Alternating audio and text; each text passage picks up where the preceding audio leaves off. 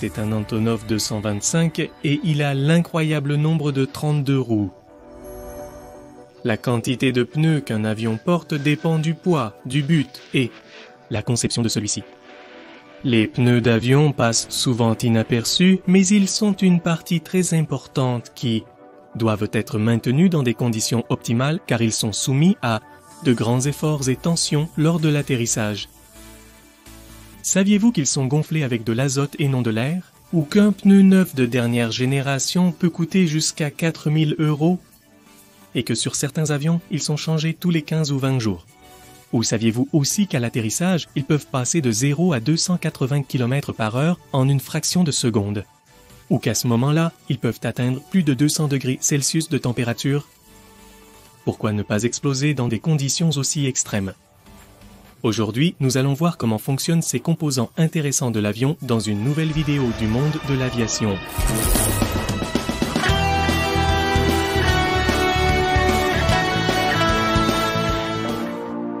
Les avions commerciaux ne volent pas seulement, ils parcourent aussi le sol. Au cours de sa durée de vie utile, un pneu peut parcourir environ 700 km en moyenne. Les pneus d'avion sont soumis à des efforts et des tensions énormes pendant leur utilisation. Pour donner un exemple, lors d'un atterrissage, un pneu peut passer de 50 degrés en dessous de zéro à près de 300 degrés Celsius lors du freinage. C'est pourquoi ils sont beaucoup plus compliqués qu'ils ne le paraissent à première vue. Ils sont généralement composés d'environ 200 matériaux différents, y compris des tissus, des filets, des fils, du caoutchouc naturel ou synthétique et divers composants chimiques.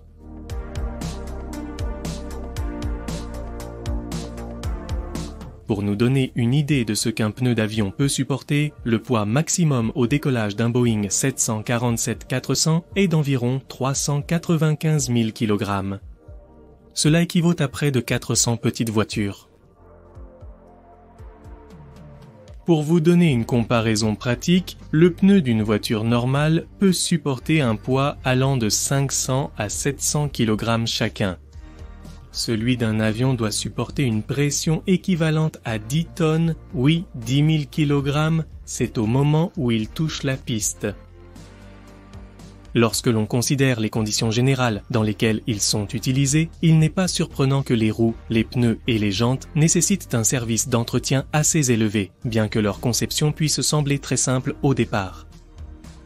Les pneus sont changés par cycle de décollage et d'atterrissage, bien que c'est à l'atterrissage qu'ils souffrent le plus, et en pratique, ce sont ceux-ci qui comptent. En moyenne, un pneu peut faire environ 350 atterrissages. Un avion pourrait effectuer ces 350 atterrissages entre 1 et 3 semaines. C'est la durée de vie moyenne d'un pneu d'aviation civile. Mais la durée de vie d'un pneu d'un avion militaire peut être d'environ 50 atterrissages ou moins.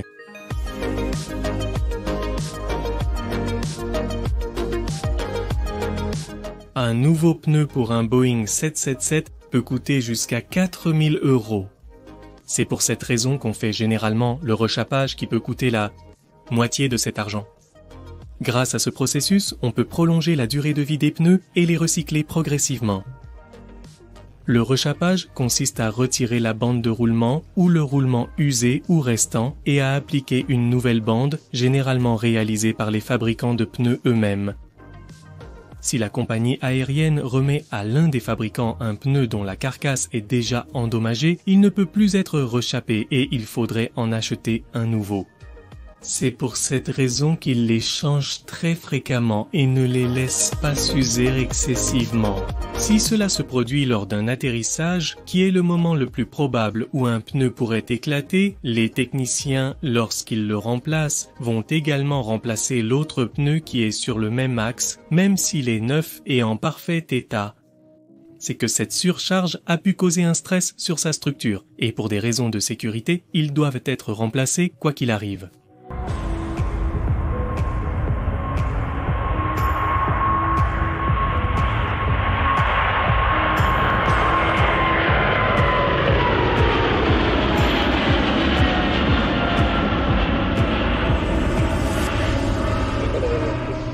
Il existe une étude d'une université qui affirme que 99% de l'usure des roues pourrait être éliminée si celles-ci étaient mises en rotation avant de toucher le sol. C'est précisément cette fumée au contact qui est le signe d'une abrasion sur le pneu. Lorsqu'un avion touche le sol, ses pneus ne roulent pas au début, ils glissent seulement, ou ils les traînent jusqu'à égaler la vitesse de l'aéronef. C'est cette usure qui peut être vue sous forme de fumée au contact de la piste. À ce moment, ils accélèrent pour atteindre la vitesse d'atterrissage. La roue des avions tourne librement. Il y a eu des études pour y ajouter un moteur ou un mécanisme qui les ferait tourner avant le contact avec le sol. Cela serait intéressant du point de vue de l'usure, mais on en est arrivé à la conclusion que le dispositif augmenterait considérablement la complexité du train en plus de l'augmentation du poids de l'avion. Les pneus de l'avion sont gonflés à haute pression, généralement supérieure à 200 pound-force per square inch, voire à des pressions encore plus élevées sur les roues des avions d'affaires. Les tests de résistance de ces pneus ont démontré qu'ils sont capables de supporter des pressions allant jusqu'à 800 pound-force per square inch avant d'éclater. Pendant ces tests, les pneus doivent être remplis d'eau pour éviter que la salle d'essai ne soit endommagée par l'énergie qui serait libérée s'il y avait un gaz à l'intérieur. Les pneus des avions doivent être gonflés à l'azote plutôt qu'à l'air. L'azote est un gaz inerte, donc les hautes températures et les changements de pression ont moins d'effet. L'air régulier contient des éléments qui réagissent à la chaleur, au changement de pression et à l'oxygène et peuvent se dilater de manière explosive. De plus, l'azote est plus compatible avec le composé de caoutchouc et les atomes d'azote sont plus grands, donc le taux de déflation est plus long et aussi l'azote étant un gaz inerte ne corrode pas la roue.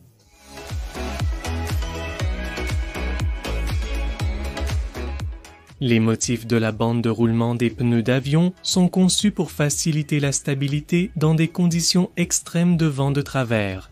Canaliser l'eau pour éviter l'aquaplaning, qui serait de glisser sur l'eau et l'effet de freinage.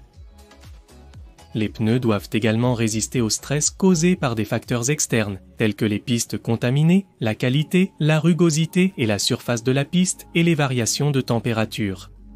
Pensez qu'un avion vient de voler à une altitude de croisière avec des températures bien en dessous de 0 degrés Celsius et au contact de la piste, la température monte rapidement.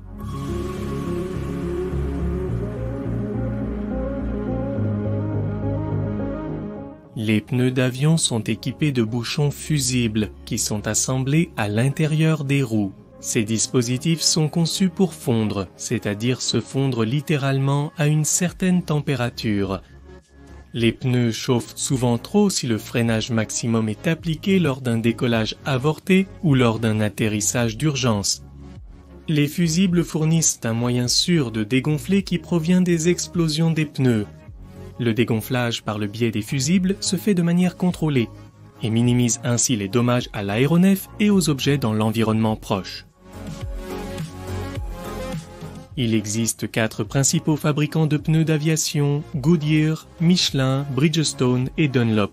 Ce sont eux qui produisent 85% du total, soit plus d'1 million par an de pneus d'aviation.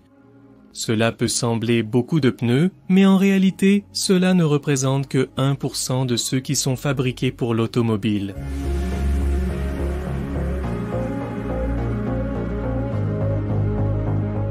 Et que se passe-t-il quand un pneu d'avion explose au décollage? Dans ce cas d'urgence, on retourne généralement immédiatement à l'aéroport et on pourrait penser qu'on pourrait voler jusqu'à la destination et changer la roue là-bas au lieu de revenir, mais cela compromettrait la sécurité.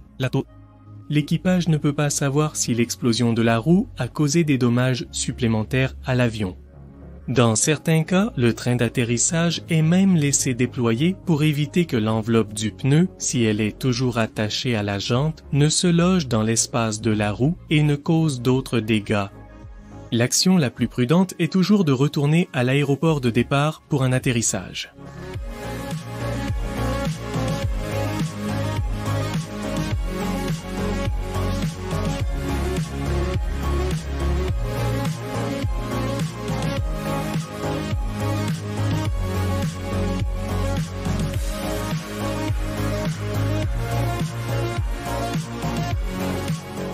Si vous avez apprécié cette vidéo, je vous conseille de consulter le blog Le vol de la Grande Outarde de Manuel Repreza, qui m'a inspiré pour cette vidéo.